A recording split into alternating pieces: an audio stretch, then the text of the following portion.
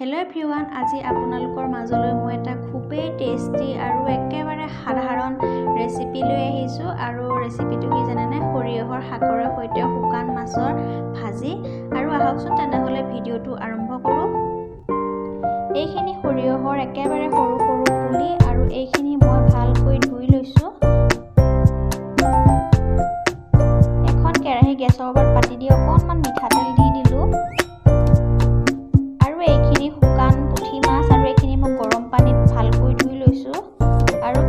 তেলত এইখিনি ধুনিয়াকৈ দি দিলো আৰু কম জুইত এইখিনি অকমান সময়ৰ কাৰণে লৰাই এনেকৈ ভাজি থাকিম ইয়াতে সোৱাদ অনুসৰি অকণমান নিমখ দি দিছো আৰু অকণমান হালধি দি দিছো হালধি আৰু নিমখখিনি দি এইখিনি লাহে লাহে কম জুইত লৰাই অকণমান সময়ৰ কাৰণে ভাজি আছো আৰু এইখিনি এতিয়া কেৰাহীৰ পৰা উলিয়াই থৈ দিছো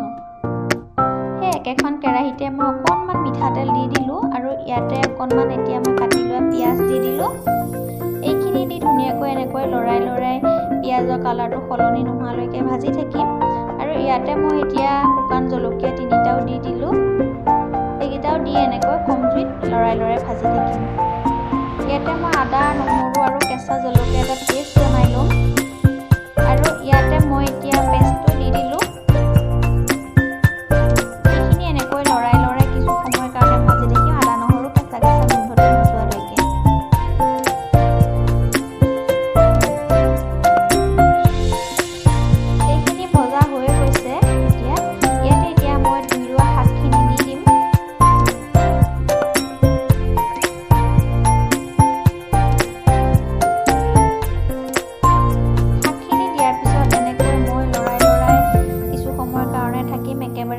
কমত দি থৈছো আৰু লৰাই এনেকৈ ভাজি থাকিলে শাকখিনি একেবাৰে নোহোৱা হৈ গুচি যায়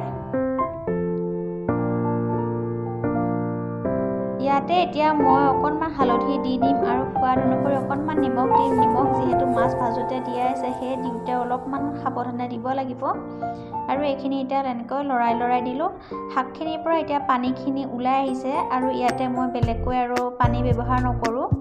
আৰু এতিয়া ইয়াতে মই ভাজি লোৱা শুকান মাছ কেইটা দি দিলো আৰু এনেকৈ শাকখিনিৰ লগত মিক্স কৰি দিলো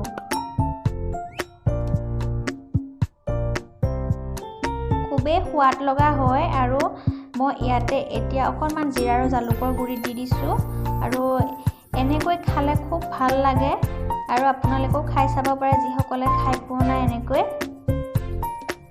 আৰু এইখিনি এতিয়া ৰেডি হৈ গৈছে খাবৰ বাবে পানীখিনিও একেবাৰে নোহোৱা হৈ গৈছে যদিহে আজি মোৰ ভিডিওটো চাই ভাল লাগিলে তেনেহলে লাইক কৰিব কমেন্ট কৰিব আৰু যিসকল নতুনকৈ আহিছে মোৰ চেনেলত তেওঁলোকে চেনেলটো সাবস্ক্ৰাইব কৰি দিব